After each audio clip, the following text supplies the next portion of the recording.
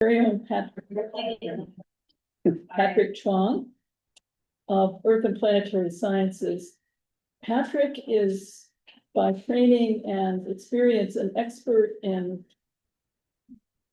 and I was just discussing with him, and I hope that we'll have him give a salon in future to review this topic because it's really at the heart of all climate science. But today, Patrick is going to speak to us about some interesting work, which I feel particularly proud of as director of Earth Futures Institute, because we have a program called Frontier Fellows. And Patrick worked for 2 years with an outstanding Frontier Fellow, Hamilton Michalonis, doing a project here, which I don't think has ever been done by any other group in the world, namely really looking far to the future, imagining no fossil fuels whatsoever, and asking ourselves what kind of energy supply and source we would have in that eventuality. So this is really forefront work. Nobody's thought this way before that I know of. So Patrick, I'm gonna turn things over to you and love to hear about what you and Hamilton have been doing. All right, we do just a quick sound check for those on remotely. Can you hear?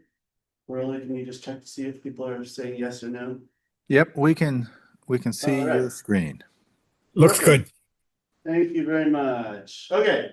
So I did give a climate salon like a year and something ago. So I'm going to race through some of the intro stuff. I'll just give a little bit of intro stuff and kind of get more focus more on the new stuff. And yes, most of this work was done by Hamilton, who did an amazing job. And thanks to Sandy and EFI for funding Hamilton's work, and then and the donors who may or may not be online, who made that happen. All right, so just real quick, I showed this last time. So a typical human being like myself is powered by, well, wonton noodles for sure. And at 2,000 calories a day, right, that makes us 100 watt machines. So for those of us who are older and remember light bulbs that were 100 watts, all right, that's our bodies. We consume that much energy and we release most of it as heat all the time. So that's about 2,000 food calories in a day. Now, modern society backs us with another 100 humans of energy equivalents for those of us who live in the United States. So that is 100 times this 100 watts, which makes it 10,000 watts, or in simple terms, 10 kilowatts. So essentially the country is burning 10 kilowatts of energy, mostly fossil fuels, on our behalf, right, per person. The number changes depending on where you are. If you're in the European Union, that's the sort of the red outline part. That's more like 4.3 kilowatts of energy per person, and the global mean is more like 2.5 kilowatts per person. This is all the fossil fuels and nuclear and wind and whatever. The energy mix is more or less 80% fossil fuels. That's on the left-hand side. Right. And then some amount of renewable, quote unquote, renewable energy, and then some amount of nuclear production. So renewable energy has been going up, of course, but it's still a pretty small share. So that's sort of the energy landscape. The material landscape is pretty cool to sort of see in a chart like this, but the idea is that over our lifetimes, right, somebody will mine this much stuff for each of us. And the numbers are sort of staggering, you know, like a ton of bauxite, which is for aluminum, and this much zinc. The zinc goes, but there's that much zinc. There's that much copper in the kitchen. It's all in the kitchen zinc, exactly. Copper, right? Phosphate for fertilizer, salts, clays, etc. Okay, so our world is energy plus materials, right? That's modern society. If we got rid of all that, we'd be not particularly. So one way to think about modern society then is, just as I sort of sketched out here, energy in its many forms, plus raw materials in its many forms, equals all the things we want to do with modern society. So agriculture, manufacturing, buildings, roads, healthcare, right, food, whatever it is. Now, this is close, but not quite the right equation. So I want to sort of change the equation a little bit or add a term, which is that there is energy and raw materials that is needed to obtain energy and raw materials. So you need a big dump truck in order to carry coal around, right? That dump truck is not useful for all these other things, agriculture and buildings and whatever else, because it's devoted to a mine. And then the dump truck needs diesel fuel to go into it in order for it to drive around. So in terms of how much energy and raw materials we can net, right, we have to take how much we manage to extract, subtract out what I will eventually call an overhead, is basically this amount that we need just to get that energy and get those raw materials. And another part of the equation that I'm just going to ignore, but is really important, is like all the accumulating waste. Mining is not exactly the cleanest activity in the world. So there's waste, microplastics, CO2, obviously, you get mass extinctions, all sorts of things that are not particularly attractive to us. Okay, so fossil fuels in many ways are amazing, except for maybe the climate change part. So let's choose a different road. And the idea here is not that I'm going to tell you what the future is going to look like, but I'm going to try to outline the boundaries within which society has to fit. And within those boundaries, lots of different things. It could be organized in lots of different ways, right? But we kind of need to know what is within the boundaries and what is outside the boundaries. So that's at least my consent. Right. So the first boundary constraint is that we should probably replace exponential growth with a steady state. Right. So I think we need to redesign society so that we are consuming things at a steady state. In other words, we're consuming the same amount every decade as in the previous decade, as the previous decades. Here's the reason why. So the very simple math of exponential growth, we all kind of like know like, oh, exponential growth is bad, right? But here's sort of this really shortcut math, right? So you can calculate the doubling time of anything that's growing exponentially by dividing the growth rate in percent, right? So it's 70 divided by this growth rate. And so a standard historical growth rate of, say, the economy or of copper consumption or whatever is something like 2.3% per year. So you put 2.3% in here, all right, and you get a doubling time of 30 years. This is the simplest math. In other words, the consumption rate or the production rate of anything growing exponentially will double every 30 years. That's easy, simple math. Okay, now, if you're going to maintain 2.3% per year growth in anything, materials, whatever it is, what is true is that the total amount produced up until today, so from year 0 until 2026, right, that's one amount of copper that we produced. And it's what is true is that the amount that we're going to have to produce in the next 30 years, within the next doubling time period, is exactly the same amount. This is exponential growth. So all the copper we have ever produced from now till prehistory is the same as the amount of copper we will have to produce in the next 30 years, given that 30 years is our doubling time. Okay. If you change the doubling time, you change, right, the time that you have to do this. And now this is true not just for copper, it's true for aluminum, it's true for iron, it's true for energy, it's true for greenhouse gases. So in other words, right, 30 years ago, 1996, we knew a lot about greenhouse warming. Since then, we have produced exactly the same amount of greenhouse gases as had been produced from 1996 to year 0. Really 1750, but it's fine. Okay, so that's what this doubling means, and it doesn't stop after 30 years, obviously. If you go to another 30 years, we would need even more. So I don't think that this growth is likely to last indefinitely into the future. Did you see this study, Sandy? This made the news about the first or second week of January this year. I don't even know who they are exactly, but S&P Global did analysis, wrote like 100-something page, but you can get it online.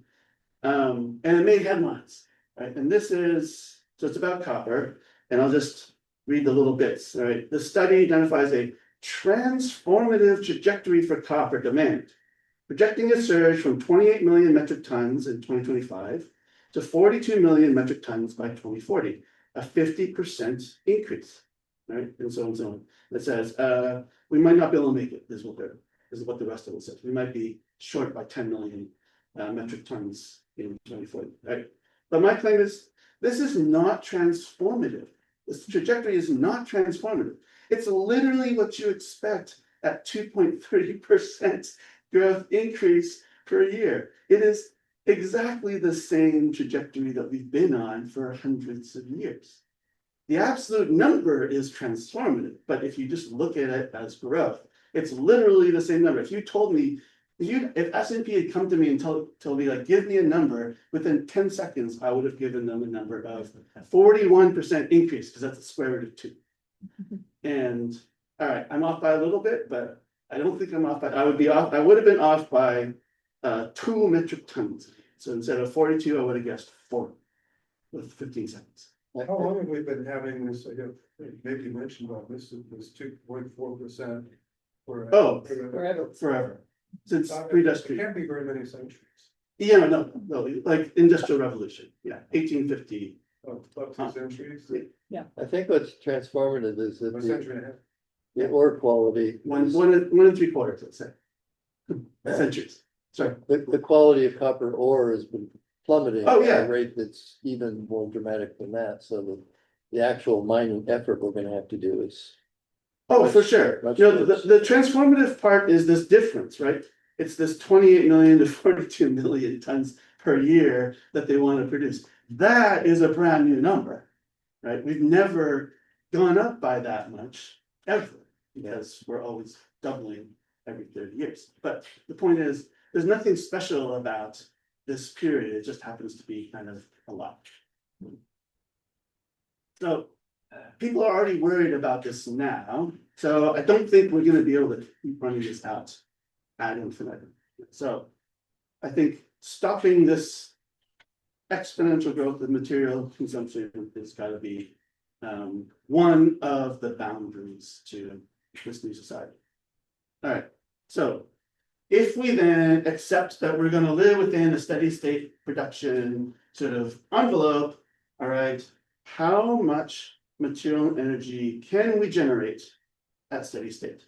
So that's the question that we asked. So we assume steady state. In other words, we're assuming that energy and materials consumption is flat. It never goes up over time. It's just the same year after year. We need to do this without fossil fuels. And so if you look at how much power is available in different forms, you find that solar at the surface is a big number, and then wind is a pretty big number, and then these other things are even smaller numbers. So right now we're running at about 20 terawatts for human society. So what we're going to do is we're going to assume an energy infrastructure that's basically wind plus solar. That's basically the assumption we're going to make. So we're going to skip all the other ones now. They might be part of the equation, but for now, our analysis just assumes. There is a known problem that, so on the left, then you have gas, all right. The amount of stuff, if you just measure it in kilograms of stuff, which is maybe not the most sophisticated way to do it, but right, but if you stick with me, the amount of stuff you need to generate power from coal or natural gas is small relative to solar and wind.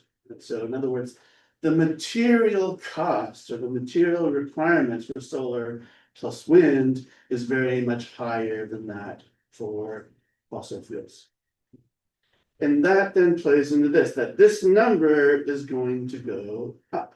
If we're no longer relying on an infrastructure that's fossil fuel based, then what's going to be true is that we're going to need more raw materials to keep this going, and that will require more energy to get those raw materials. You just go back to that block for a sec. It seems a little surprising, thinking about things, oil rigs and things like that, they're pretty heavy. I know, but think about your car's engine compared to your solar panels on your roof. The energy density is much higher. Right, your car is let's just say a lot more powerful than the solar panels on your roof. Yeah. I bought some solar panels. I was amazed at how heavy the darn thing was, and even though the cells themselves were very lightweight. I am surprised by hydro there. Yeah, I think it's just all concrete. It's just concrete. Yeah, because if it fails, bad things happen downstream. Uh-huh. So you do not ever want it to fail. There's some lifetime to that. Yeah. Yeah. Okay, so imagine a scenario where we manage to construct the solar plus wind plus some storage infrastructure that meets society's needs, right? This would be a massive undertaking, by the way, like we're nowhere close. This would be a massive expansion. Let's say, I don't know, there are 20 to 30x of what we've got right now in terms of solar plus wind. The problem is you're gonna have to do it again in the next 20 years. Did that include storage for solar and wind? Those, No. Got batteries in. No, this, are you saying this? yeah, No, no batteries. no, no batteries. Okay. The problem is, once you build a whole, like, desert full of solar panels and populate wind turbines all over the place, they will have to be replaced in 20 years because they have a finite life. Just like we replace our cars every whatever 20 years. Right? And even if you're not replacing the car, you're swapping out parts until at some point all the parts are needed. And we're actually facing this now, right? Like wind turbine blades are not recyclable, so they're trying to figure out what landfill is going to accept this, very large carbon fiber chunk. So it's tricky. So in other words, wind turbines and solar panels are rebuildable, not renewable. My favorite quote that I've encountered in this whole journey. This comes from Alice Friedman, who gave the last. All right, so that means we need a constant throughput, right? In order to maintain this energy infrastructure, we need a constant replacing of the solar panels that are going bad this year, the wind turbines that have to be retired, et cetera, et cetera. So it's not like you can do it once and call it a day. It's a world where you're replacing all the time, constantly replacing. All right, so what does this tell? So that's kind of where I left off the last one. The last climate salon. So now we can ask the question, what does this tell us? How can we look at this quantitatively? All right, so what we're going to do is write a very simple business model. This is our business model for the company called Human Society. We're going to accept some gross income, which is our energy. Right? We're going to subtract off our overhead. And overhead in a business would be like salaries, the amount we pay for the rent, whatever. So in this case, the overhead energy is just the energy it takes to get the energy and the materials for the solar panels and the wind turbines. And then whatever is left over is the profit that our company generated, and that's then used for healthcare and transportation and buildings and whatever else, my computer. Right? Along with me. Okay, so the gross energy income just depends on the size of the energy infrastructure, right? So how many solar panels, how many solar panels, how many wind turbines, so the larger the infrastructure, the more gross income we're going to generate. The overhead is the energetic cost of maintaining this infrastructure, which is being built every 2 to 3 decades, let's say. And then we're gonna say, okay, difference of those is our net energy profit. So what we're actually gonna do is specify the net energy profit that we want. Because that tells us, right, how much society can live off of. So our net energy profit is specified by the product of two very simple numbers. One is global population. And then one is the per capita energy consumption. Pretty straightforward, right? So at the beginning, I showed you that we're 10 kilowatts per person. The mean global average, we're just going to use 3 for round numbers. And then 1 kilowatt per person is present day Albania or Cuba. And then we're going to use populations, global populations that go from 10 billion to 1 billion, which is the same as the year 1800, to 0.1 billion, which is apparently 2000 BCE. Long time.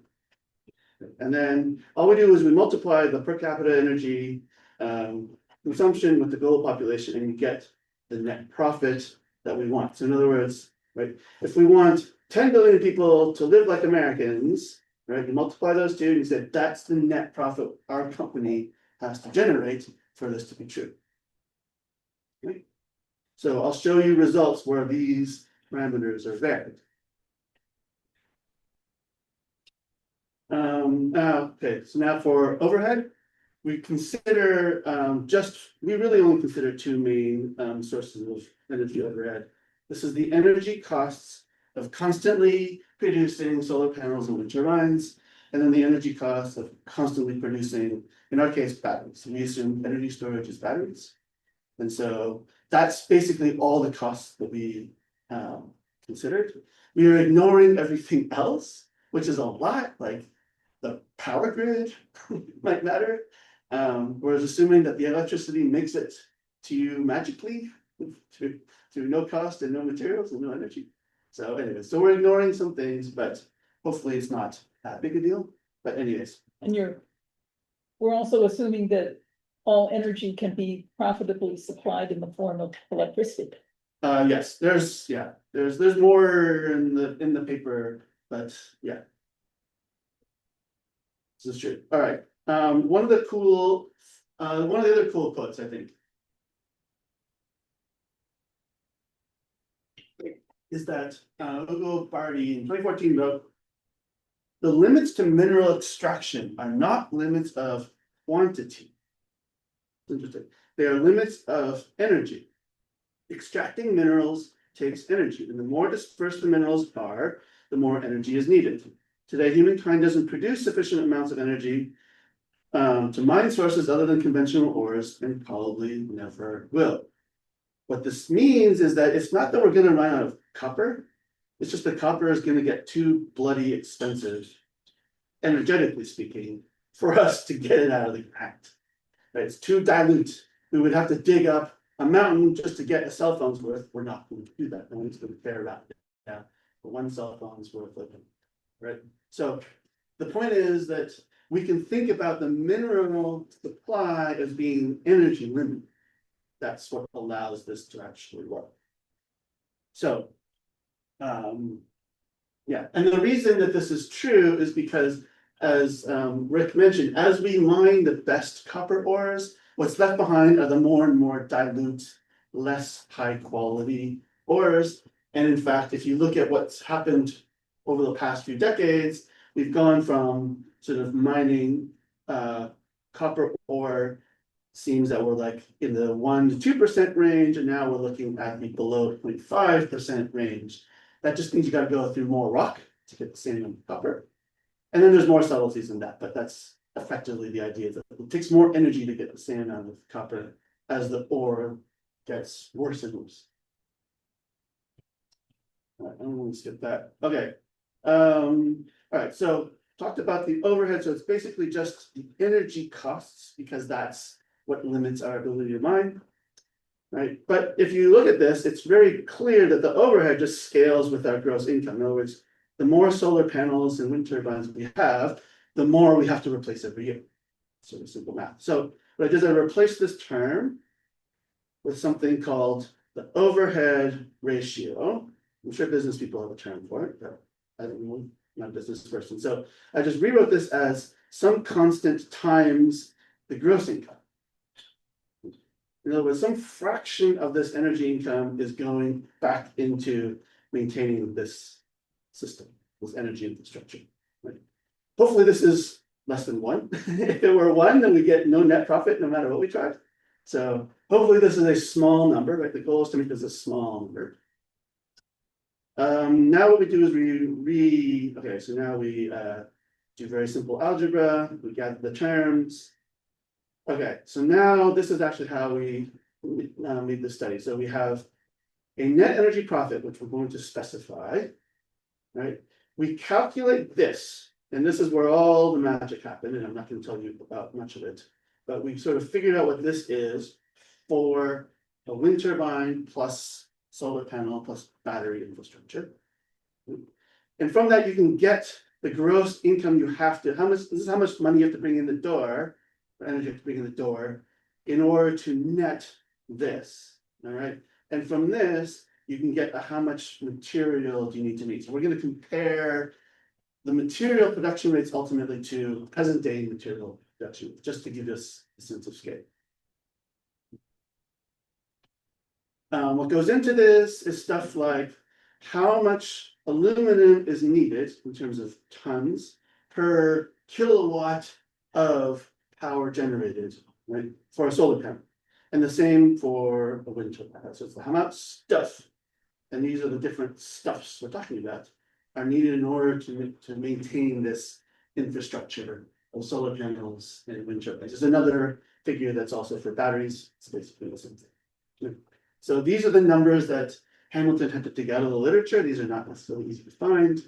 And then there's a few other numbers here. So it was a very long process. But I just get to stand up here and talk about it. The other thing about the future is we need to know what the future of materials is. So what we do is construct some sort of artificial scenarios. We'll call them low energy, medium energy, and high energy. So the medium energy is sort of middle of the road. What we're going to assume is that the mining energy costs are 3x of today. And we're also going to assume that society recycles 50% of all materials, which is a high bar. Right? The optimistic scenario is that the mining energy costs are 1.5x of today, and that we can recycle 80% of all materials. That's probably about the physical limit, so honestly. And then the pessimistic road is the high energy materials scenario, and mining costs are 6x of today because the ore quality is so bad and society recycles 20%. Curious about recycling, that's gonna require energy and materials as well. That's factored in, yes. I'm not going to tell you how we factored in here, but yes, it is factored. But the good news is that generally when you let's say when you recycle something, it usually takes less energy to get it back to something that can be used broadly. So it is a savings. That's why it is a savings. But yeah, it's not a zero, it's not a free game, but yes, but it's usually a lower energy. All right, so what I'm going to do is show you a bunch of figures where we just plot or present the calculated material production rates needed to support these different scenarios divided by the present day production rates. Okay? So this slide is for 10 billion people. Right? The first column is at 1 kilowatt per person. This is Albania or Cuba. The middle column is 3 kilowatts per person. That's the current global average. The right column is 10 kilowatts. That's the United States and Canada. Right? And then within each column, there's a low energy on the left, and then a middle energy, and then a high energy. And then what we've done is striped out those boxes where we think the material production rates are sort of conceivable, assuming that present material production rates are what we can do. You can't go to 1, because if you take all the cast iron and devote it to the energy infrastructure, then there will be no more cast iron for your car or your bridges or whatever. So you need to leave some materials behind for society. So we striped out anything that is that what we think of as sort of reasonable, allowing for society to also use these materials for other things. And what you can see is that at 10 kilowatts per person, basically there's very little hope that we can generate the materials to support that society. And so 10 billion people, 10 kilowatts per person. Some of these ratios go up to like 100 or something like that of the present day, right? In other words, we might need 100 times the cobalt that we generate in the present day in order to maintain this energy infrastructure. Probably not. Yeah. Yeah, I noticed silicon looks particularly bad, which surprises me just because silicon is so common. It is, right? This is the production, future production rate divided by present day production rate. And we can talk about silicon. I think silicon is probably not that big a deal for the reason that you state. There are subtleties to that. Silicon is not silicon is not silicon. Right, it's got the crystal. Yeah, but I think silicon is one of those things that we can sort of imagine being super abundant that we might not have to worry about. I think that point is worth clarifying. Is it the silicon as it winds up in the solar panel? Mhm. Or is it the silicon that is somehow pre-manufacturing of the solar panel? Are This we is- putting the extra energy costs to get actually the final form of silicon in the panel that we need? Yeah, I think so. To refine it to the point where it is essentially called, what do they call it? It's something like solar quality or photovoltaic quality silicon. Okay, we haven't made the panel yet, though. No, yeah, Okay, we ignore that. Panel comes for free. Once you have a pile of silicon and a pile of glass and a pile of silver, pile of copper, then everything else happens for free. I think it is kind of energy intensive to get silicon in the form I that. think it is, Yes. yes. Mhm. Right. Even at 10 million people, even if we drop down to 1 kilowatts per person, you can see there are going to be a lot of material bottlenecks. So I think our boundaries at 10 billion people, at least for a net energy profit that is anything like any current societies, is unlikely to happen. That is what we're sort of arguing. If you drop the population to 1 billion, of course, you need a heck of a lot less energy, net energy, to supply each person with stuff. And you also need less for society. You need fewer buildings, you need fewer cars, you need fewer bridges. So things get a lot better. Now, doesn't look like we can still have a world of 1 billion people living all like Americans. Right? That does not seem to be within sort of reasonable material limits. If you drop it down to 3 kilowatts per person, I think you're now starting to get into the realm of what is plausible. That's the sort of the current day global average. Neodymium is used mainly for magnets and wind turbines, at least in our analysis. There are other ways to make good magnets without neodymium, so I think we could argue that this might not be the most important. I think what we're finding is that if you can get down to 1 billion people, right, that's a big if, we might be able to live sort of like the average Chilean, give or take. That's what we are finding. Now, we're excluding a lot of stuff, so these numbers might be a little bit smaller, but that's sort of the ballpark that we're sort of looking at. If you go down to 100 million, not surprisingly, things look really good. So that's more or less what we find. We messed around with the storage number. It doesn't change things by too much, so I'm not going to really worry about that. Okay, there are a lot of assumptions that go into this. Okay. First is obviously that we're going to reach steady state in terms of material and energy consumption. If we try to grow, then these answers all get way worse. Right?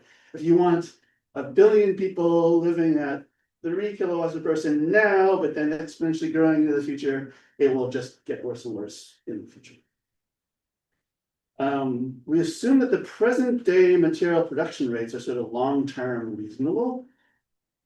Not convinced that that is true. If we're doing anything, it might be that we can't mine copper at the rate we're even doing it now for the long term.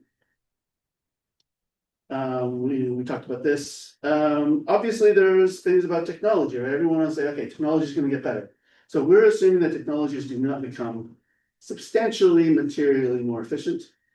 We can imagine some changes here, but you would probably need like game-changing, like mind-blowing sort of advances to make a big dent in this picture. Recycling rates are much higher in all our scenarios. I think that is where we are definitely headed. Our world is definitely gonna head to a place where we can recycle. That has implications for society, but we can talk about later. And then we sort of fix the energetic cost of mining because that's the only way we can kind of do it. Practically speaking, as we mine more and more copper, its ore quality is going to go down and the costs are going to go up. So we're just sort of Optimistic. It might be, yeah. I would say it's probably optimistic. All right.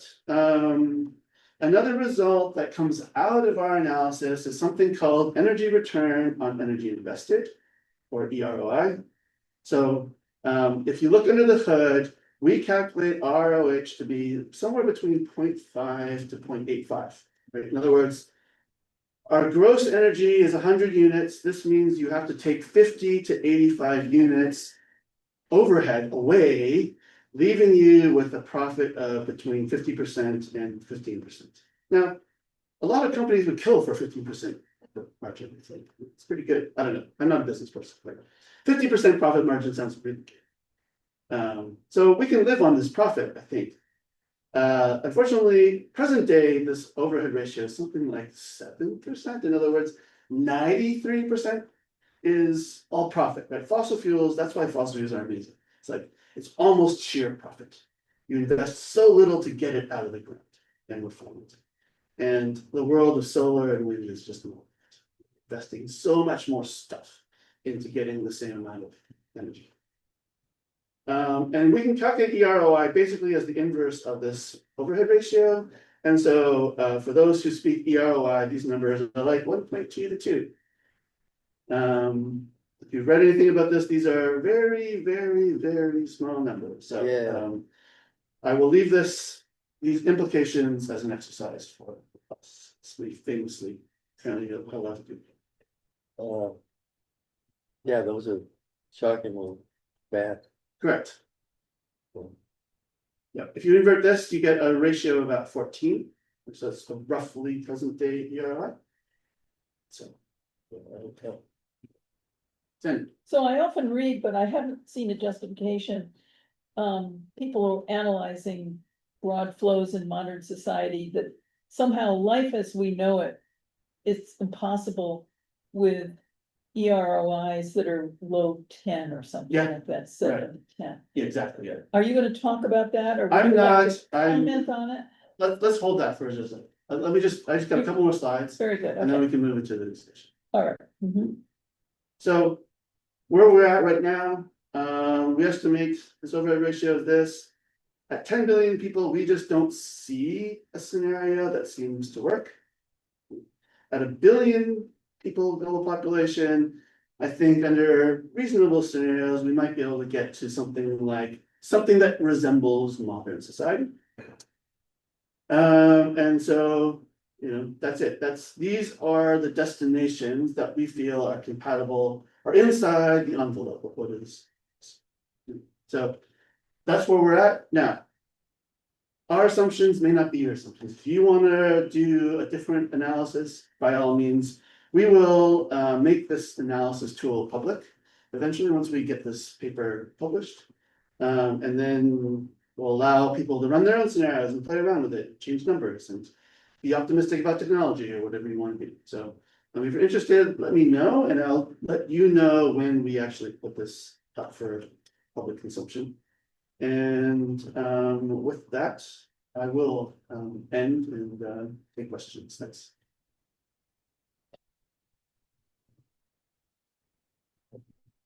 Well, manage your own question. Yeah.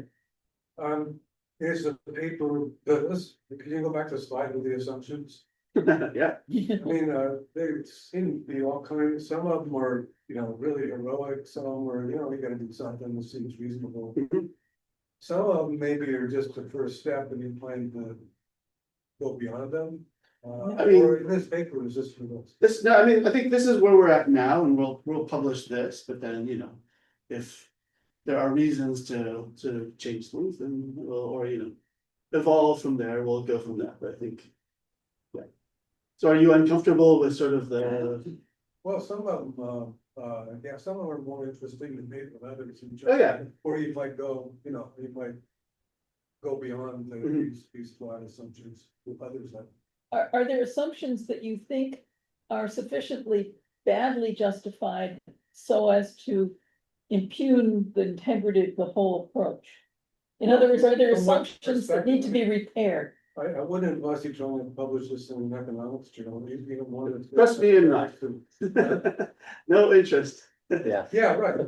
No, but- what would you need to do in order to? Well, I mean, the kind of things that as an economist, kind of things I think about is dealing seriously with sustainability.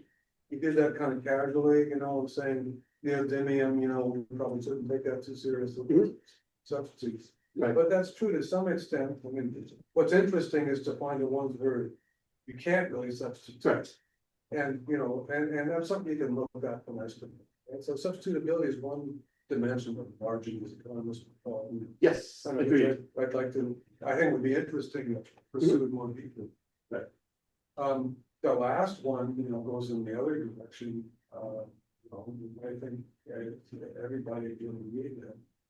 At least, given fixed technology, energy costs, today are no indication of what they're gonna be down the road. Mhm, right, And think about how fast those should rise, you know, as you deplete the base deposits, so that's another dimension, but, you know, would, I think. Help a lot and I mean, there's a couple others that I think are tactical, and it would make a difference in others. Absolutely apropos on your comment about the energy costs of mining. So I was gonna ask you whether mining experts are foreseeing major breakthroughs such that efficiency could be improved, judged in your terms, which are where the rubber meets the road, namely energy, not dollars. right, We're right. not talking I know, about dollars. I never talked to dollars. No, no. So do you know anything about that It- aspect of things? There's a very simple energy limit, like if you take a rock and you grind it into a powder, which is step one for refining copper. The energy cost is fixed. It's like the material strength of the rock has to be overcome. There's literally no way to do anything less than that. Right? And then the other problem is, and you know this, but for those who haven't heard this, that as the ore quality goes down, the typical grain size goes down. That you need, That you need to grind it to. that's it. Because you need to expose the copper to the leaching material that you shove it into, and that will get the copper in the solution out of the rock. All right. The problem is, as the copper inclusions get smaller and smaller, it means you have to grind everything to a finer and finer powder in order to expose them to the liquid. If they're just encased in rock, they'll just sit there and never come out, and you'll never be able to extract that copper. And so that combination of more mass that you have to grind, and the smaller and smaller the grain size you have to grind too, and that's like something well over 50% of all the energetic costs of mining. Is it? I was gonna Yeah. ask you, how Yeah. far away are we from that limit right now? Here, give me 1 second. I mean, there's no limit, right? Like, it's just gonna take more and more energy. No, today, Uh-huh. there's some total energy expended in mining. Okay, okay. Some fraction of that is in the grinding and the, to the powder that you just described. Right, right. I'm just wondering, how far away today is the total energy from this absolutely inescapable minimum energy? Factor of 2, factor of 10?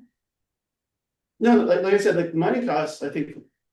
Like more than 50% of the mining cost is this material breakdown, which you cannot make a heck of a lot more efficient. And then there was. Question? Yeah, so can someone handle, can you handle? Yeah. I have a question whether the current to-do about data center energy needs enter into your calculations and comments. No. Do you think they're Um, minor compared to the considerations you've brought to us? I would say that the long story is that if we weren't putting this copper and energy into data centers, we would be putting it into something else. The economy's got to turn, and we've got to make stuff in order for the economy to turn. So if we weren't going to do that, we would be building something else. So I'm not sure that it matters that much. There is an issue of like horizons and commitments and things like that, but I don't think it matters that much. To do more with less takes creativity. And if you decrease the population an enormous amount, even if you end up having enough material, where do you get the creativity? I mean, you have to assume that a few people are gonna be as smart and creative and educated as the percentage of people who are that today. So have you taken that into account? No, but 1 billion people was 1800, you know, like we got the Enlightenment, we got all sorts of good things happening at 1 billion people, so I don't think that, you know, I don't think that we've done a whole lot better in the last couple 100 years, but that's my take. Well, we keep increasing the cost for students to go to school and et cetera. You have more people online, I'm just advising you. Okay, Yeah, Patrick, there's people reading online who ask the one back. okay, Answer the all right, bring it question. on. The question is, I'm not hearing how much we would be saving by no longer maintaining the fossil fuel equipment. Yeah, I mean, this is just a brand new world, right? I'm not sort of building off of today, but you're right, there's a small, there's probably should be a minor adjustment for the material energy needs of the current fossil fuel industry, but because the ROH is so different, it's a pretty small impact. Have you already given up on nuclear power, either thermal or conventional?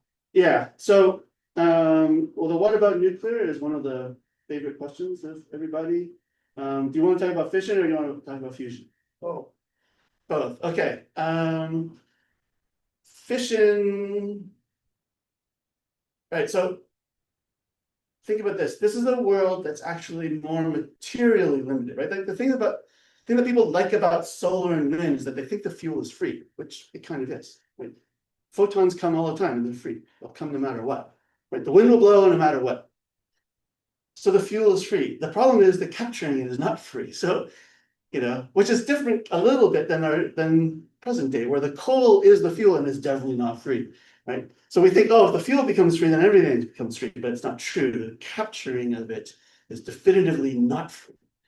And so nuclear suffers from this fact that you're going to need nuclear power plants and all these other things. All right, to capture, let's just say, for instance, that we managed to do thorium, right? And we've got 1,000 or 2,000 years of thorium fission. Right? So we're not doing uranium or whatever fission, we're doing thorium because there's a heck of a lot more. The problem is the analysis comes to, well, you get a similar kind of analysis in that the materials become a limiting requirement. The problem with the nuclear facility is you cannot recycle stuff in the reactor. When you decommission a nuclear reactor, you cannot turn around, recycle it with a little bit of energy and get something that you can reuse in the next nuclear reactor. You've got to bury it for like 1 million years or something, some crazy amount of time. That material just leaves the system. And that is basically the problem with nuclear, if you think about it from this perspective, that the materials just have to be made and then have to be disappeared. They have to be dumped and they can't be recycled back in the system. And I think if you believe in a world where recycling is going to be critical to maintaining this whole thing, nuclear is just a problem. The electrons cause, you know, radioactivity all over the place. It's true for fission, it's true for fusion. The whole sort of containment thing is going to have to be chucked out. And that's, to me, kind of the issue. Like the equation won't, you know, it makes it worse. So that, I think, is to me, the problem with nuclear. We can go into more of them if you want. It's a bridge until you get to all solar, apparently. Yeah, Maybe, I mean, fission, right? Fission could be a bridge for a while. that's Fusion is not a bridge to anywhere right now. It's a bridge to sort of negative the future. energy returns. It'll always be in the future. Is there another question online or have we handled everybody correctly? That was it. Right. Any other question? Right, yeah. My question was also what about? All right, what about fusion? Great, okay. Okay, the other thing about fusion is it sounds like fusion is almost free fuel, right? It's like hydrogen's everywhere, it's in the water, that's it. Okay, fusion is not hydrogen. Fusion is deuterium, which is not common, 0.5%, 0.05%, one of those. Plus tritium, not naturally occurring, right, equals energy. So, tritium in a fusion reactor comes from essentially lithium. Right now, the world makes something like less than a kilogram of tritium a year. One fusion reactor is estimated to require about 50 kilograms of tritium per year. These come from South Korean CANDU reactors, which are Canadian heavy water fission reactors, outfitted with a special tritium extraction unit.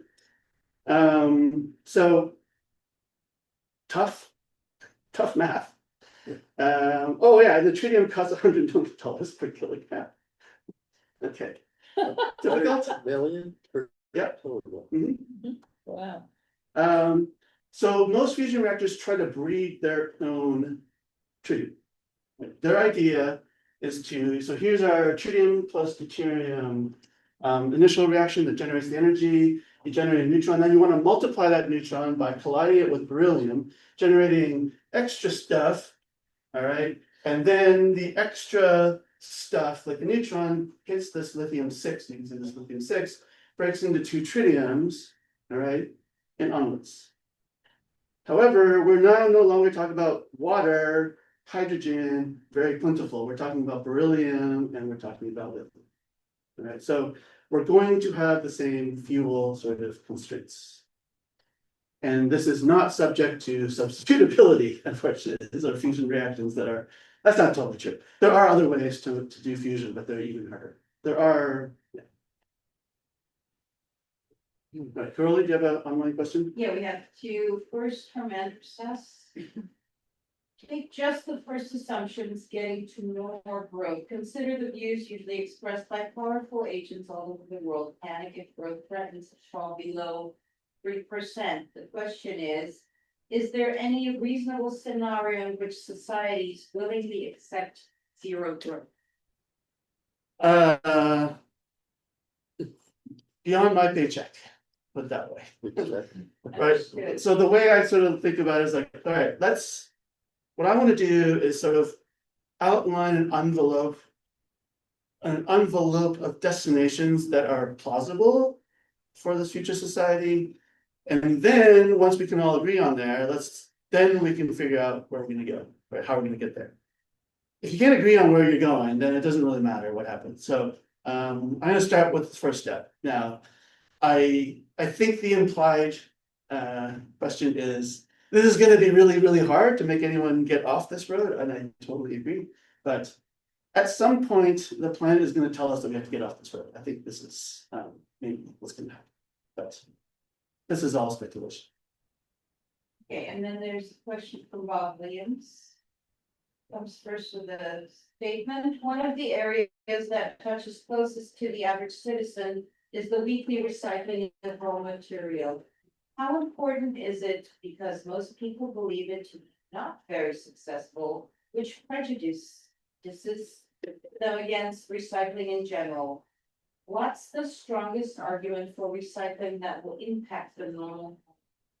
Well, all right, the first thing you gotta sort of think about is mass. When you think about anything like materials, you have to consider mass. So we can start here.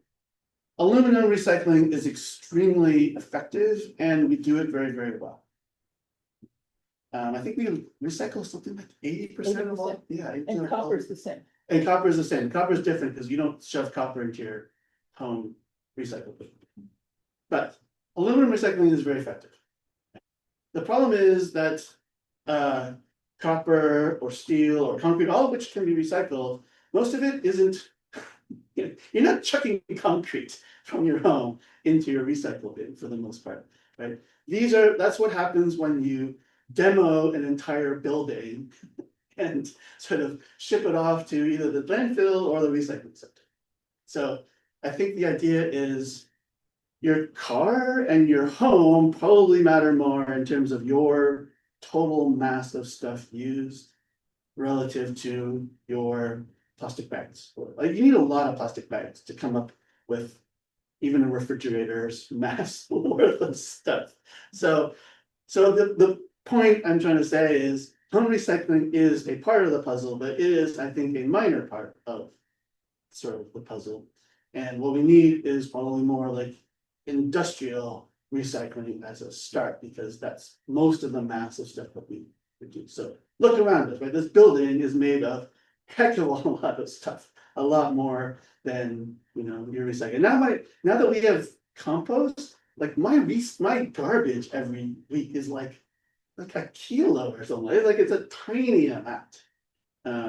So I think home recycling matters a little bit, but what we need to do is industrial process, recycling cars, recycling airplanes, recycling wind turbines, like the big things that are part of our infrastructure.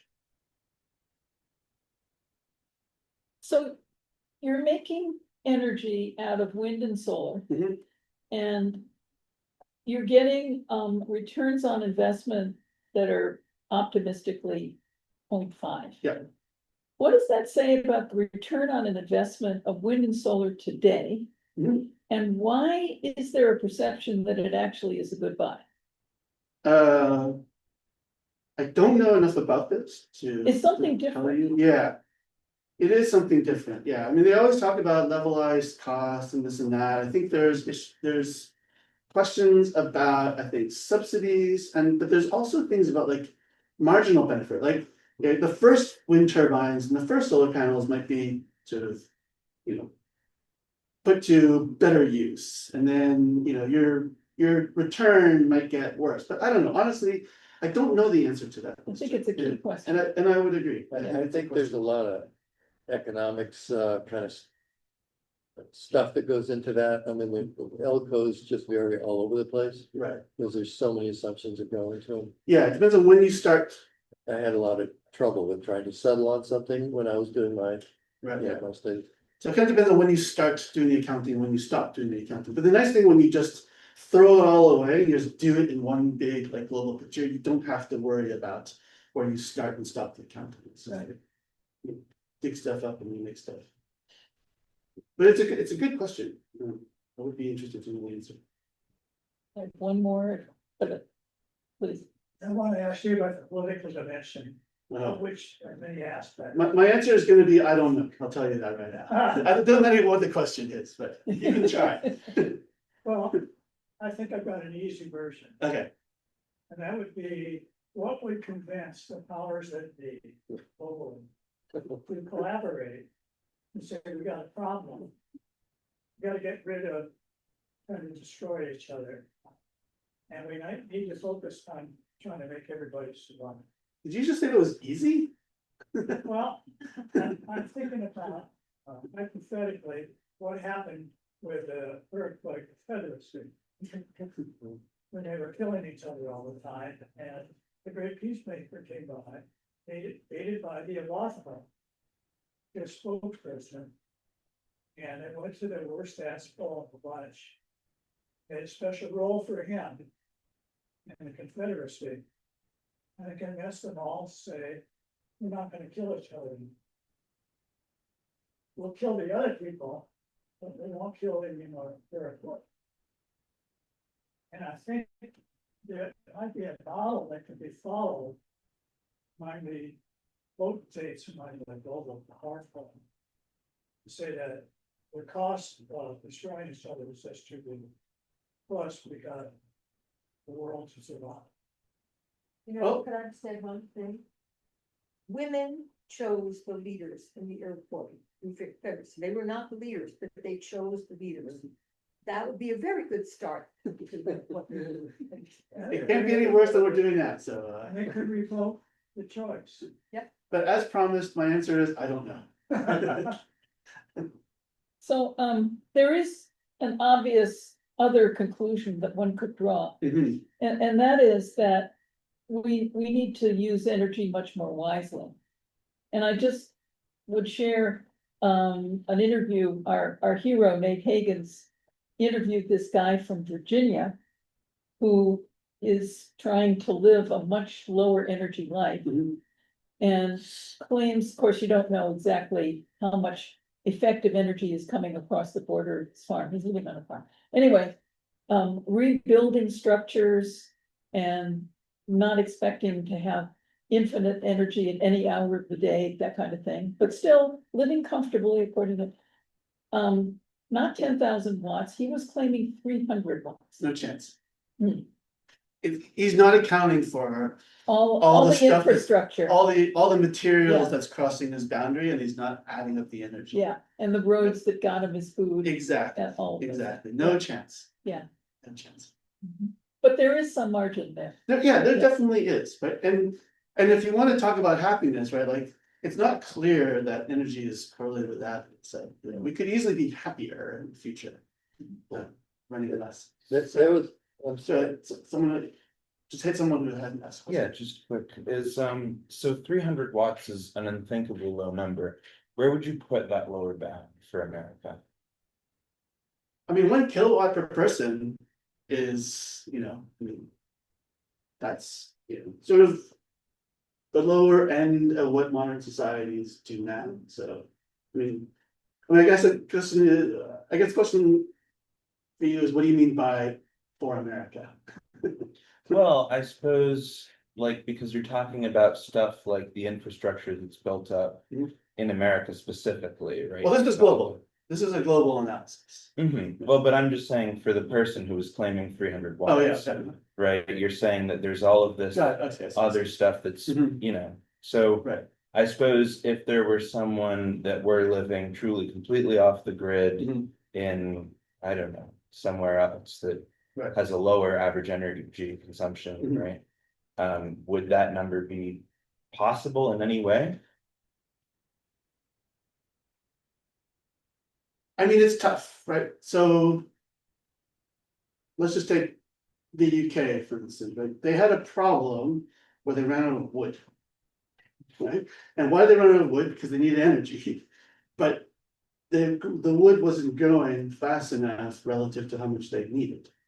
Photosynthesis is not really the most effective way to use solar energy. So if you want to grow trees and then axe them down and, you know, throw logs in the fire, that's great, but it's really a very inefficient way to use energy. So if we try to do it that way, like, that's kind of, people think of that as free. It's not really free. It's just really terrible solar panels that happen to grow naturally.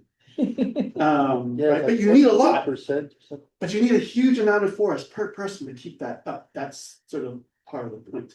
And the other part of the point is we used to have draft animals, right? And imagine a horse is just like us, except it weighs whatever, 5x or 10x, right? And cows and all these things that are doing work for us, for tilling the fields and doing whatever. So we were never, I mean, not never, but, you know, it's been a long time since we were just like our own energy ourselves, right? So 300 watts is like, it's basically impossible if you buy anything. Well, one more question and then All we're right, gonna and we'll end our go. recording. Okay. Go ahead. Yeah, so this is a point that I've only really heard made by one person, but it's like such a deal killer for trying to get rid of fossil fuels. We're gonna drive your EVs, you're gonna drive them on asphalt roads. Mhm. And your asphalt comes from petroleum. Yeah. And it's only after you've already refined off the diesel and the gasoline and all those lighter. And what do you suppose you're gonna do with all those gasolines and so forth that you need to pull off just to make your asphalt? Mhm. Well, even if you just dump it somewhere, it's still gonna oxidize. Yeah. Trains, Yeah. skip asphalts, right? We can skip cars, we'll just use trains. Well, Life will be okay. yeah, let's go back to Stone Age. But yeah, I mean, It's a problem. I mean, it's a well. there are so many problems. That's not on my top 10 list. All right, Jamie. kill it. Okay, thank you. Let's thank our. Thank you. All right. We done? Well. I know